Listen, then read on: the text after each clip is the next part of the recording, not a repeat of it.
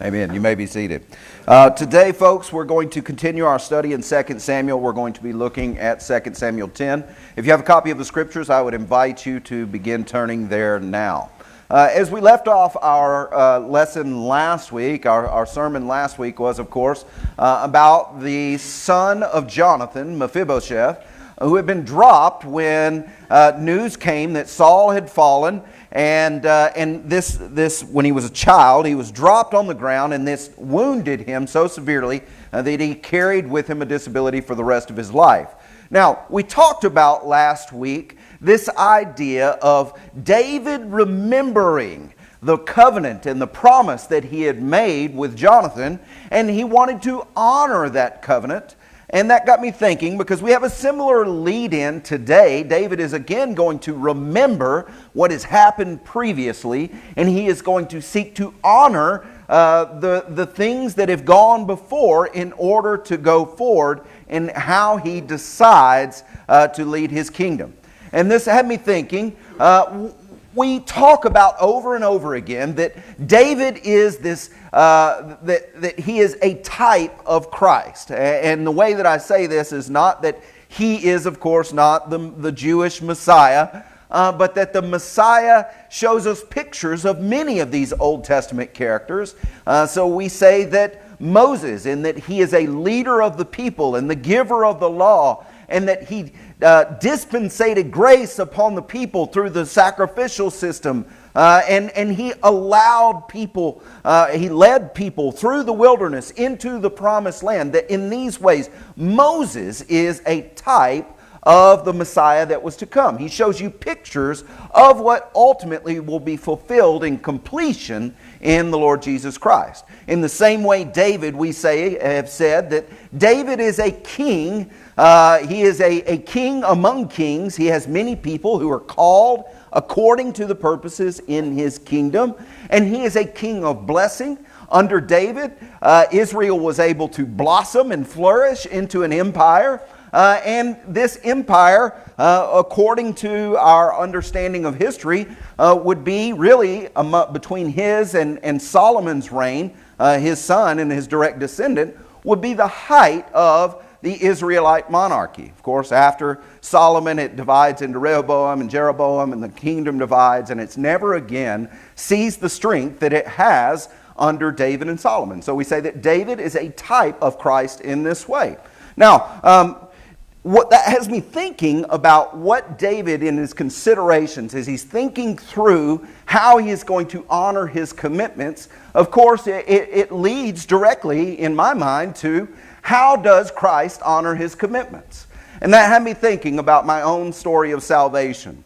You know, I don't know how many of you know this about me, but I was saved as a child, about 10 years old. I was baptized at 11. And I was saved as a part of an outreach ministry of Green Hills Baptist Church, just up the road from here. And I didn't really have anyone directly in my life that was discipling me in my faith during that time. And that's not any one person's fault. It was just the circumstances of my life. And during that time, because I had no one directly discipling me, it became very easy to do things that were not according to the Lord, because I can't follow what I don't know, right? And it wasn't until I went to college that I became shocked to find out exactly how much I didn't know. That was the first lesson that I learned, was there's a lot of things that I don't know.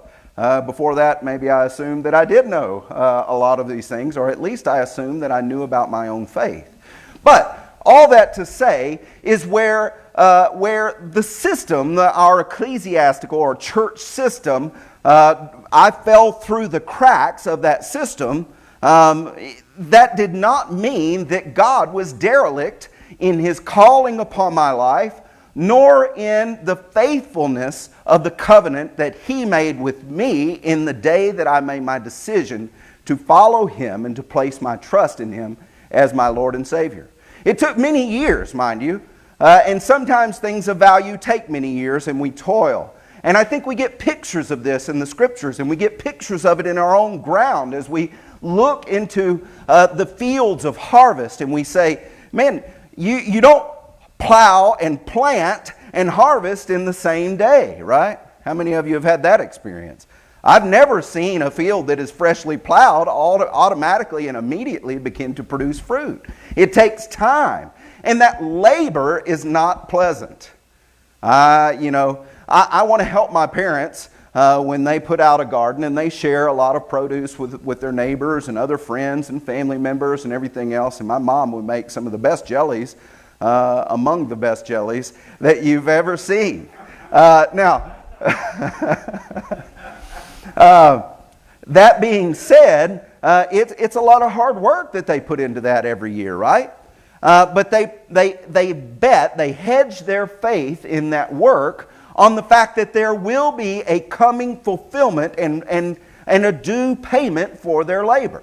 Now, I don't mean to say that I labored in order to find my salvation. Surely the work was done on my behalf, but nevertheless, the fruition of that work did not come until many years later. But let me tell you about a God who is faithful to His covenants. God is so faithful to His covenants that the promises that He gives, He shall surely repay. We didn't have a whole lot of youth in the youth this morning. Matter of fact, it looked like an elderly movement up there for those who took part in that. But I will say, when we were looking at the life of Joseph, and we looked just briefly into Hebrews, and in Hebrews it talks about the faithfulness of not only Joseph, but of Jacob, and Jacob worshiping God as he leaned on his staff, the faithfulness in the promise. And we talked about Joseph and the faithfulness, the faith that he had in the promises of God. That when he asked for his bones to be brought back up into the promised land, that there's this idea in this that is part and parcel to it, that he is expectant that God will fulfill His promises of blessing within the land. And as a person who is among the people of blessing, he wants to take part in the blessing that has to do with the land. Let me be a part of God's blessing. So as we go through this text today, we're going to see a couple of different things. We're going to see, first of all, that David remembers his covenant with a particular king. He remembers the kindness that this king paid to him. But we're ultimately not going to see this person that he tries to show his grace to receive that grace, but we will see that the faithfulness of God is the overarching testimony of the passage that we have today. So, let's start into our text. It says there in chapter 10, verse 1, "Now it happened afterwards that the king of the Ammonites died, and Hanun, his son, became king in his place." Now, if you don't know who the Ammonites are, think about a town just across the Jordan River that exists even today. Ammon, right? You've heard of Ammon, Jordan? The Ammonites have their local regional descendants are located now in Ammon. So these are the Jordanians, what we would call now the Jordanians. So this king that existed across the river, and I want you to remember that even among the people across the river were also found sons of Jacob. So they are integrated into these people. And so the idea that this king would pay a nicety to David is not totally foreign. It's not like he was not well established or had no justification in doing so. It says that this king had passed away and his son had taken his kingship in his place.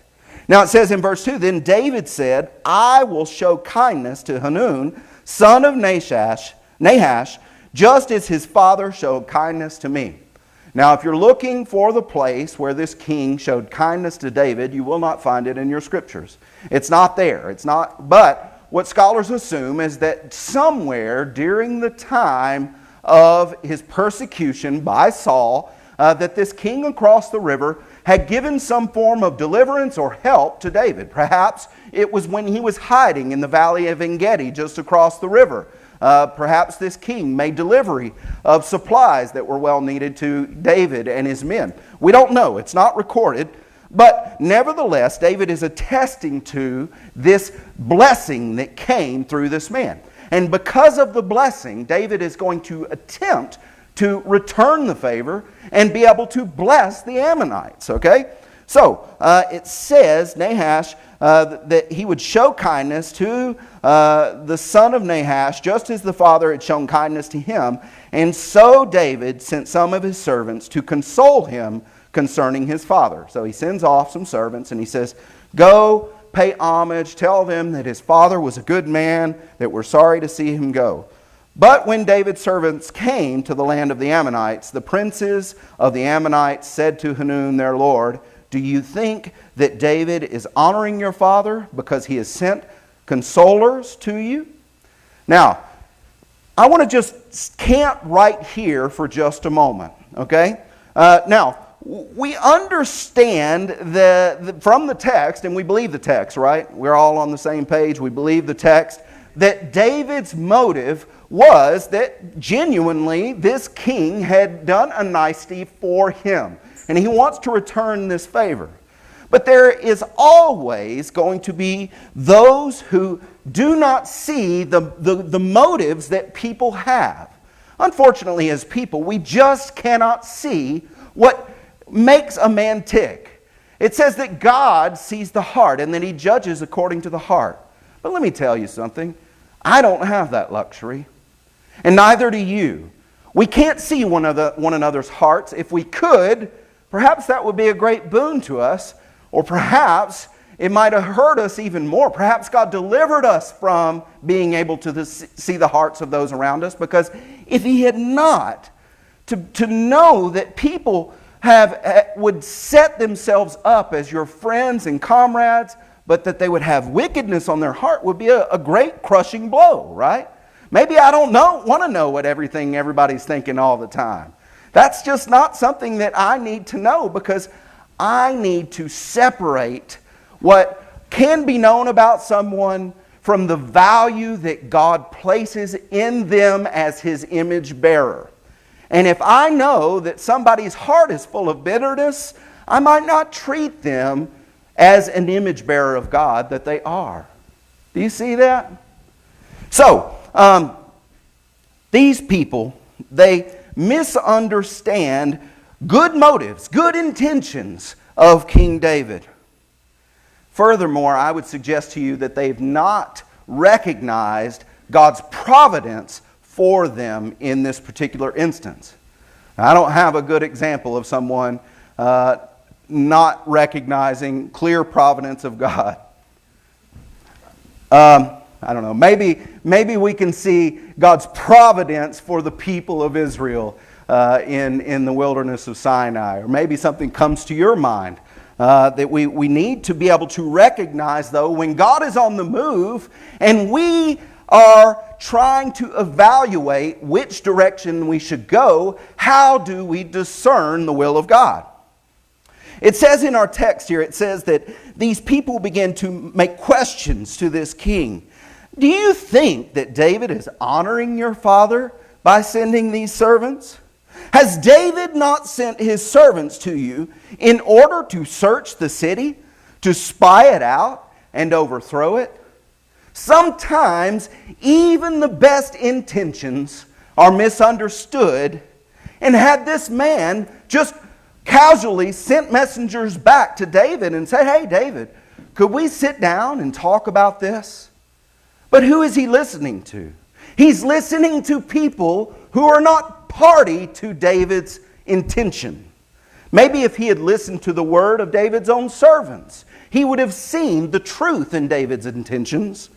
But instead, he's listening to these courtly advisors who are used to kings doing kingly things, which is to upturn local authorities in order that the expanse of their own kingdom might be heightened. So it says that these people, they were naysayers, and they're speaking in Hanun's ears. And so what does Hanun do? Instead of sending word back to David and saying, thank you for your consolations, here are your servants, and just assuming that in this very base level kind of pleasantry that he's paying, that he was being in fact kind, he assumes the worst. And so in return, he does the worst, right? So in verse 4 it says, So Hanun took David's servants, and he shaved off half their beards, and he cut off their garments in the middle as far as their hips, and sent them away. Now I want you to get this picture. The Israelites are commanded, do not cut the corners of your beard. This is in Mosaic law. So for them to have lost half of their beard is to basically disavow their covenant with God. And to make matters worse, these people are used to dressing in these long robe-like garments. They're like long t-shirts. And these, the people, the Ammonites, took David's servants, these faithful servants of David, who went into what turned out to be a hostile land, carrying the message of peace from the king. These wicked people, they took the servants of God and they cut their clothing off at the waist. That means not the top showing, just to be clear, okay? And then they sent them back over the river humiliated. We reject your message of peace. Do you see how this king might see what had happened and take offense?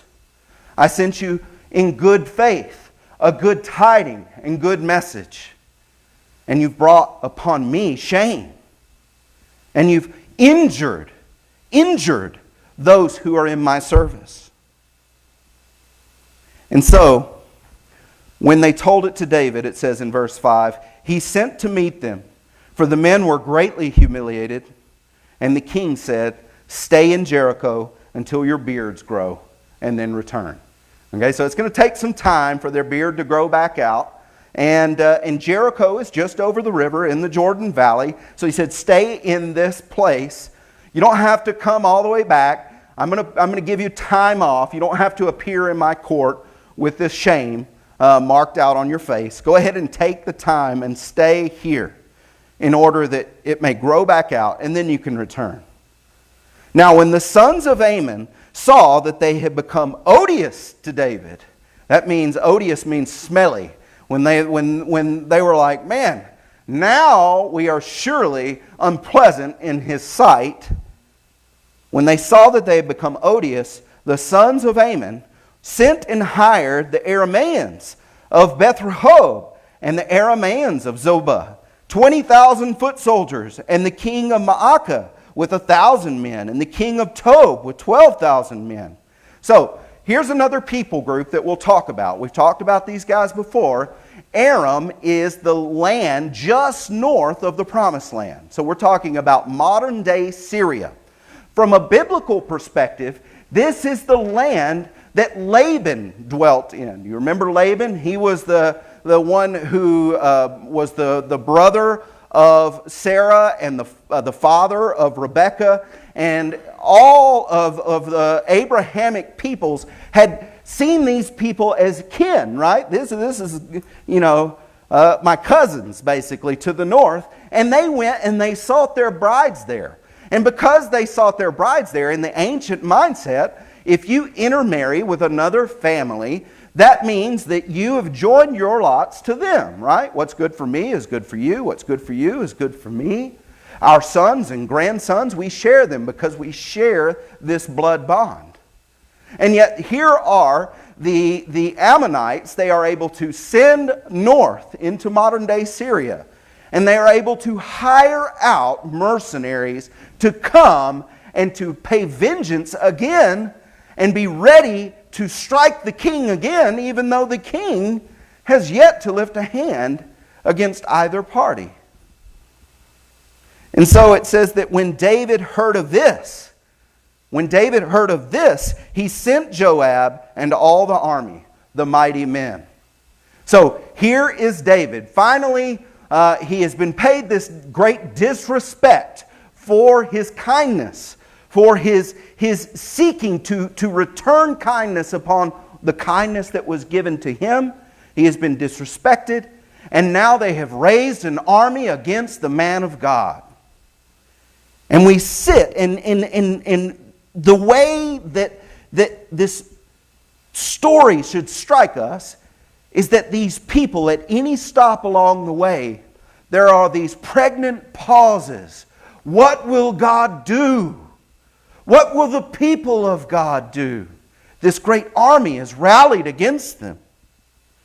And David rallies Joab, who, mind you, Joab, not always the most faithful servant either, right?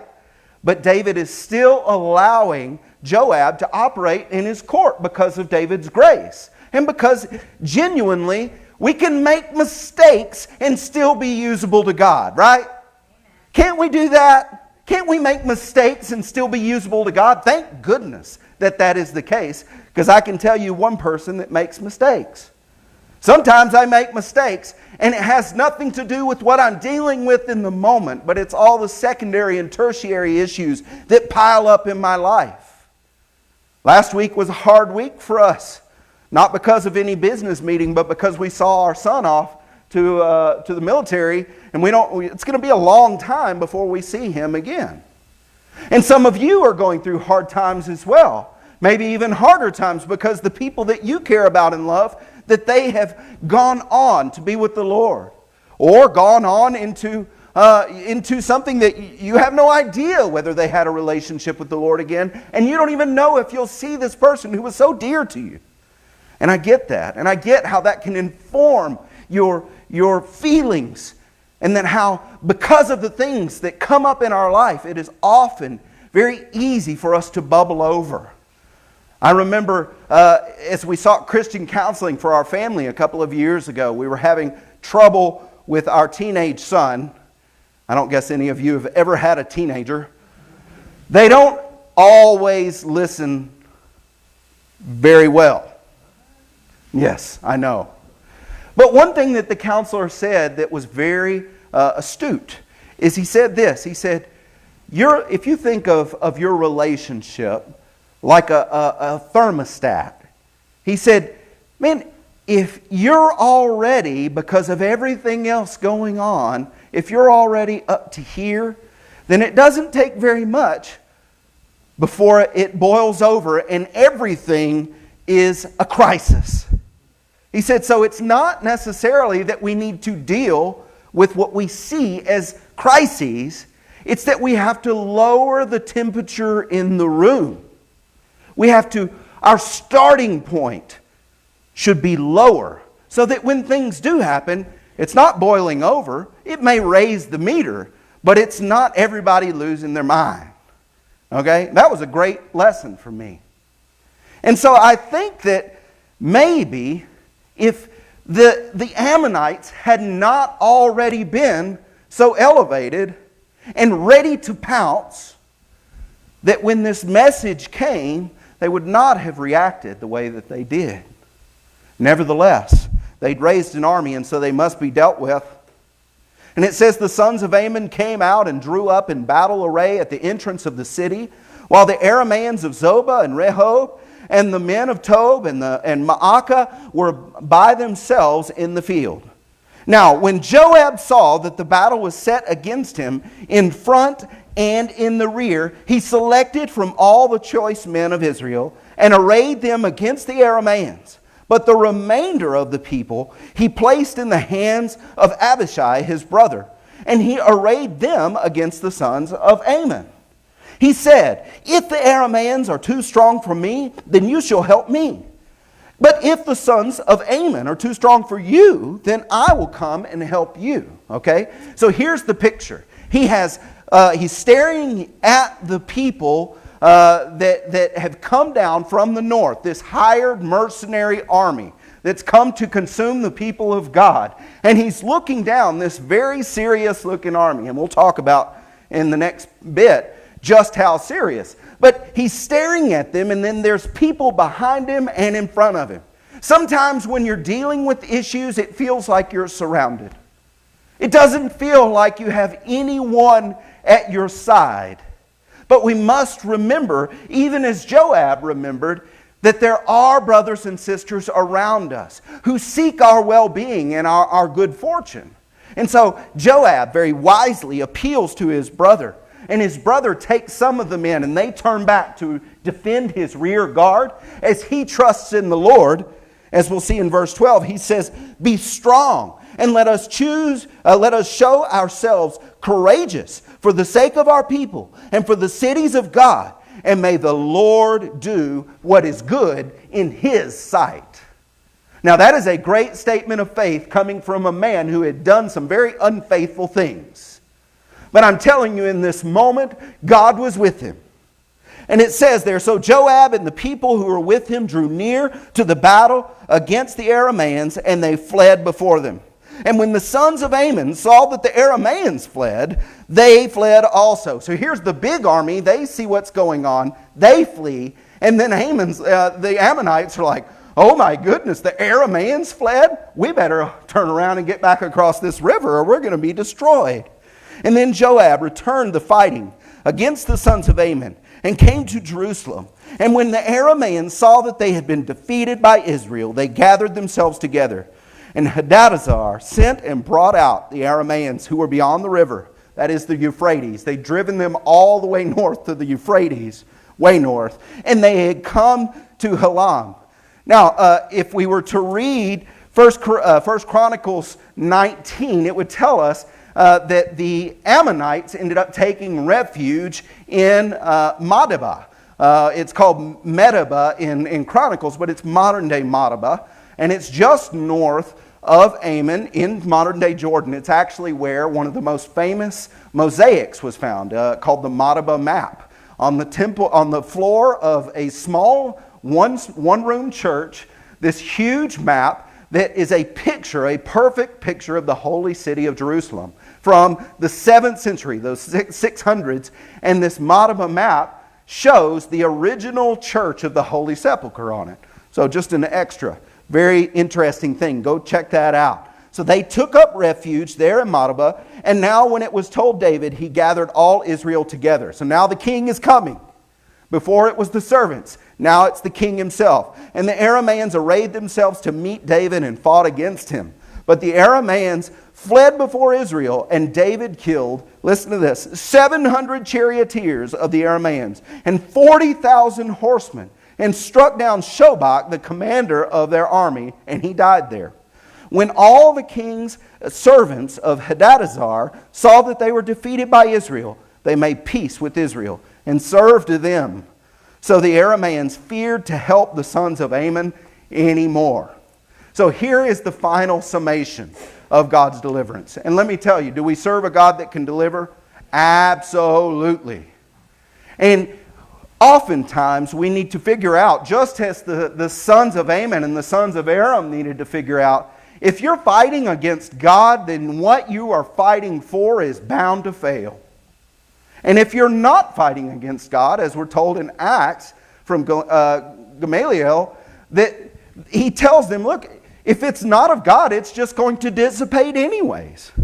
And so we have to be able to discern the perfect will of God and to understand that when God has set something in motion, it shall not be stopped, because our God does not turn in defeat. Neither should His people throw up their hands and resign themselves to their fates, because where God is, so is life, and so is victory. I'm going to invite up our team today, our worship team. They're going to play a song of invitation. Guys, if you've not had the victory that you can have in Jesus Christ, I would appeal to you today.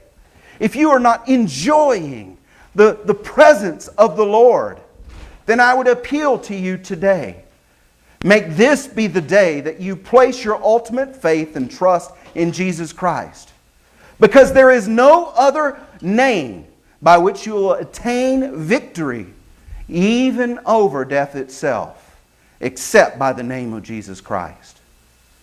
Let me tell you, God was faithful to me, and He's been faithful to everyone in this room.